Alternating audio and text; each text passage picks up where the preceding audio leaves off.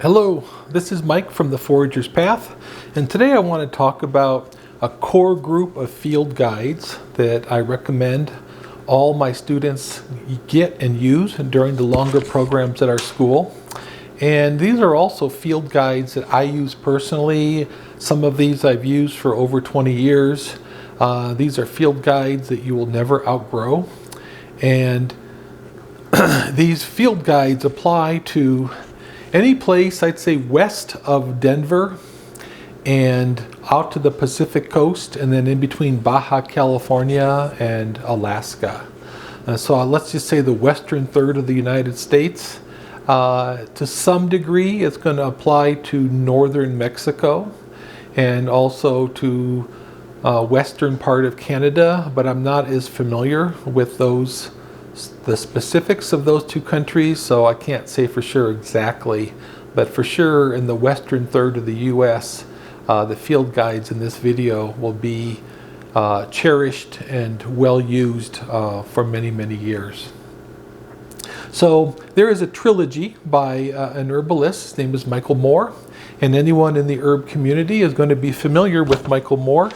He was a well-respected elder and a dear, dear teacher for many years. And most of us who are authors and teachers and presenters at conferences in the American herb community have studied with Michael in some context at some point. He's since passed on, but we still have his legacy and the gifts that he left us with his books. So he has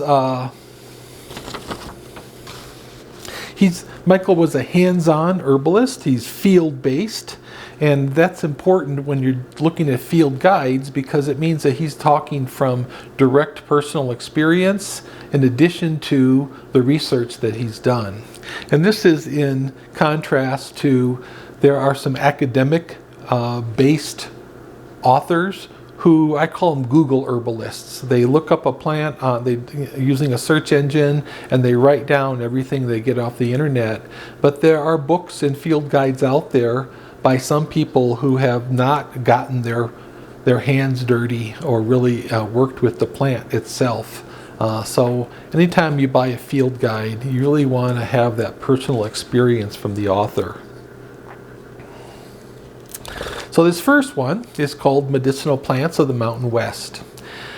And in Arizona, this covers plants above 5,000 feet.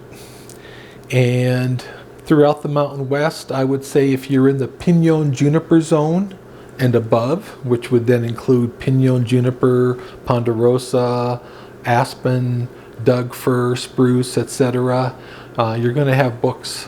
Those plants will be covered in this book. And the way he did this is he has the family, genus, species, distribution map, ways to visually ID the plant, habitat, ways to collect, harvest the plant. He has the status, whether it's rare, cultivated, abundant. He includes plant chemistry, ways to prepare it to make herbal pharmacy. And then, of course, there's the medicinal use, which is usually the biggest section in the field guide. And then he also includes ways to cultivate it. So these are very complete pictures of the plants that he includes. If you do get the Medicinal Plants of the Mountain West edition, I would make sure that you get the second edition, which came out around 2002, and it's noticeably enlarged, revised, has a lot more information than the first edition.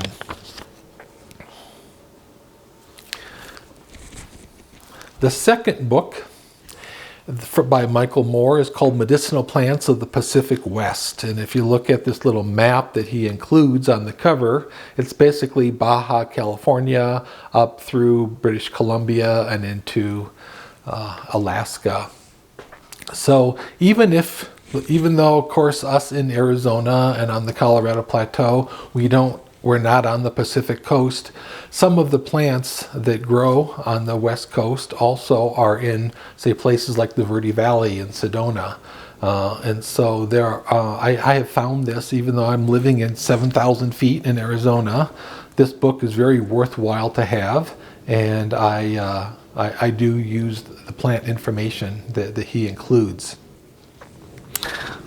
The third book in the trilogy is called Medicinal Plants of the Desert and Canyon West. And so in Arizona, this is going to be below the pinon juniper zone. So let's just say roughly below 5,000 feet.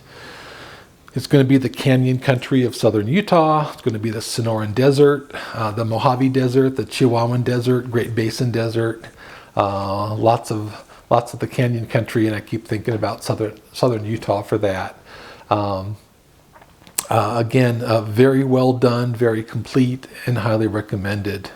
So this is the trilogy that many herbalists have in the western United States. And I always think of the movie fans have the Lord of the Rings trilogy. Well, the herb community, we have the Michael Moore trilogy. So highly, highly recommended.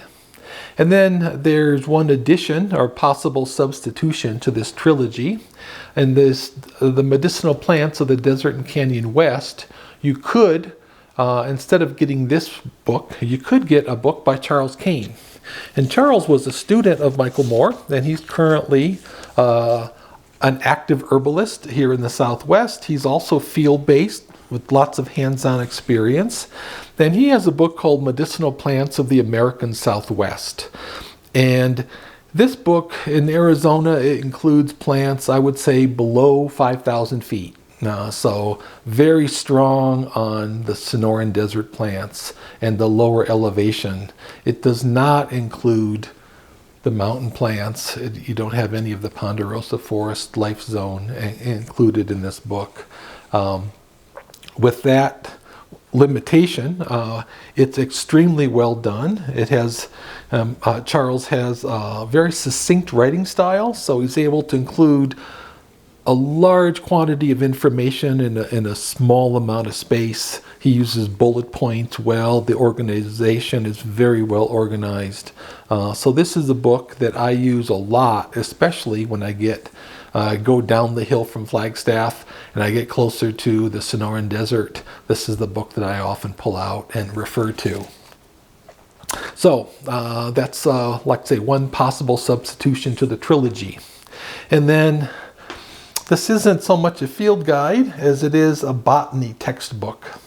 And this is written by Tom Elpel, who is a well-respected naturalist, botanist, and herbalist from Montana. And what he has done is he gives a method for identifying plants based on family, genus, and species. And this is a book that's used in many, many herb schools throughout the United States. It's one that I recommend in my own school, and it's a book that I personally use, and it's very user-friendly. There's a lot of academic textbooks that have accurate, abundant information, but they're sometimes boring or it's not easy to access the information. This book is very user-friendly, and like I say, when I go out in the field for extended periods of time, I always have it with me. This is in my collection of books that I would bother to even take out into the field.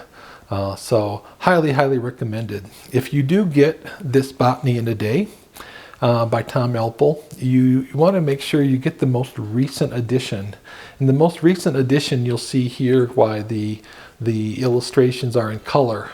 Earlier editions were black and white, ink drawings, and it's not just the color versus black and white, but the botany world is always changing classifications and either combining or dividing a certain genus or a family.